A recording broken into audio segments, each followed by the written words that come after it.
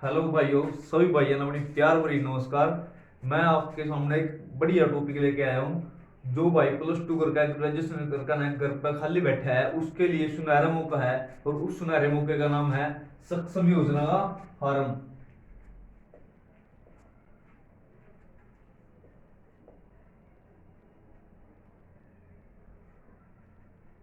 सक्षम योजना का फॉर्म भाई यो ऐसा फॉर्म है जो भाई +2 करके ग्रेजुएशन करके ना घर पर खाली बैठा है, तो उसके महीने में +2 लेवल पर तो आएंगे 900 रुपये, और ग्रेजुएशन लेवल पर आएंगे 1200 रुपये।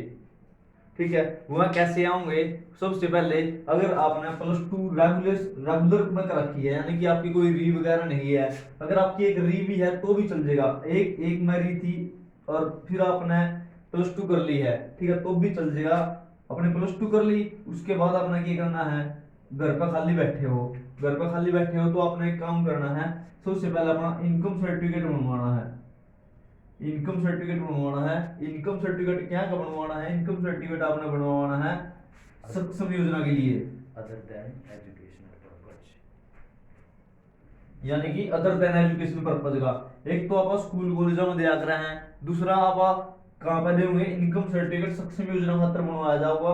और वो इनकम सर्टिफिकेट आप खुद का भी बनवा सके हैं या अपने फादर के नाम पे भी बनवा सके हैं।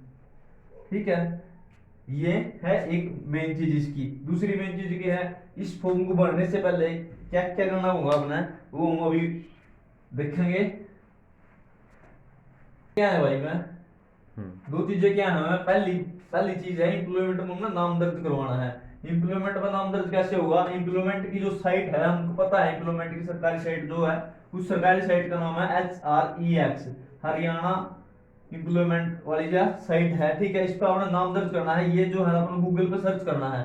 गूगल पे सर्च करने के बाद इसका फॉर्मेट आ जाएगा। फॉर्मेट में क्या मिलेगा? जब आप फॉर्मेट को ओपन करोगे, एक मिलेगा अपना जॉब सीकर वाला ऑप्शन, ठीक है, एक मिलेगा एम्प्लॉयमेंट वाला। तो आपने जॉब सीकर वाले ऑप्शन पर क्लिक करना है, ठीक है, और वहां पर अपनी डिटेल, नाम वगैरह सब भर देने हैं।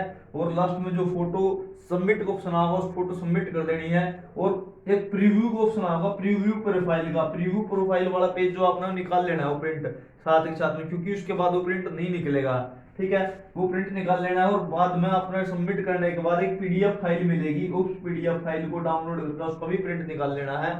तो जो पीडीएफ फाइल आपकी निकलेगी और जो प्रीव्यू वाला पेज निकला है प्रोफाइल वाला, उसकी कॉपी, और प्लस में अपनी सारी फोटो कॉपी, 10वीं की, 12वीं की डीएमसी, आधार कार्ड, और जो है क्या बोलते हैं उसको, डोमिसाइल, और कास्ट सर्टिफिकेट सब लगा कर आपने एम्प्लॉयमेंट ऑफिस में अपने जमा करवा देना है। एम्प्लॉयमेंट ऑफिस में जमा करवा देने के बाद एक वीक के बाद क्या मिलेगा? अपने आता है एक एनसीओ कोड मिलेगा।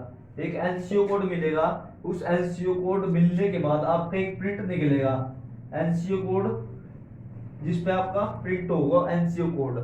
ठीक है, ये निकल गया आपका। ये काम आपका एक कंप्लीट हो गया। उसके बाद ये आपने जमा करवा दिया। ठीक है, इस एक हफ्ते तक आपने खाली नहीं बैठना है। इस हफ्ते में जो आपने अभी जमा करवाने के बाद, ये आपका 6 दिन का पीरियड रह गया जो, इसमें आपने क्या करवाना? आपका इनकम सर्टिफिकेट बनवाना है। ठीक है, ये 2 या 3 दिन की प्रोसेस है। इनकम सर्टिफिकेट कैसे बनेगा? इनकम सर्टिफिकेट का फॉर्म आपने किसी भी कैफे से ले लेना है या फिर किसी भी सीएससी सेंटर से ले लेना है। ठीक है, फॉर्म लेने के बाद आपने क्या करना? फॉर्म फिल कर लिया है। ठीक है, सबसे पहले अगर आप या फिर गांव में रहते हो, तो सबसे पहले क्या करोगे? आप सरपंच के साइन करवाओगे। सरपंच के साइन करवाने के बाद क्या करोगे? पटवारी की करवाओगे।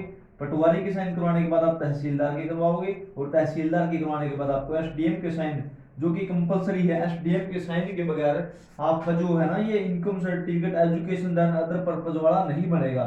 ठीक है, अगर आपको एजुकेशन पर्पज के लिए चाहिए है तो आपका तहसीलदार के साइन से चल जाएगा। लेकिन अगर आपको इनकम सर्टिफिकेट एम्प्लॉयमेंट इसके लिए चाहिए ना, सक्षम के लिए, तो आपको एसडीएम के साइन करवाने बहुत ही जरूरी है। ठीक है, ये आपने यहाँ तक साइन करवा लिए तो आप किसी भी सीएससी सेंटर में जाकर ना, या तो खुद की फोटो खिंचवाओ, बनवाने के लिए अपने फादर साहब की फोटो खिंचवाओ। ठीक है, ये दोनों चीज बन गई आपकी। ठीक है, इसके बाद क्या करना है आपने साथियों? उसके बाद आपने करना है, जब आपका इनकम का इनकम सर्टिफिकेट बन गया और एम्प्लॉयमेंट वाला फॉर्म भरा गया, एनसीओ कोड वाला पेज आपका प्रिंट हो गया।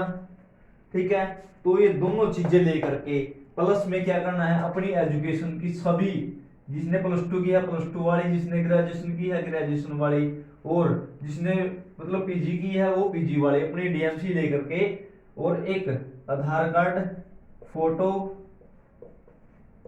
साइन वगैरह, मतलब ये सारे के सारे डॉक्यूमेंट्स लेके ने सक्षम की जो साइट है, सक्षम की जो साइट है उस पे आप ऑनलाइन अप्लाई कर सकते हो।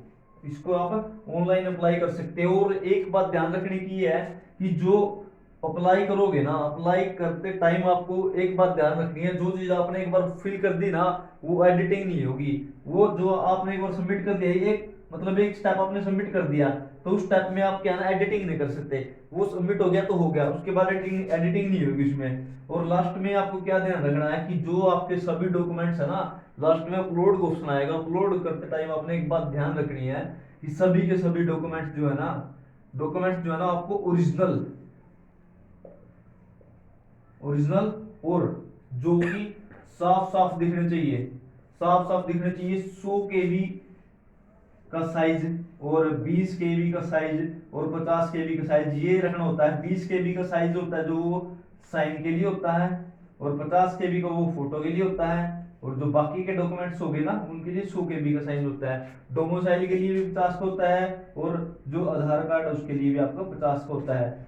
एक बात ध्यान रखो,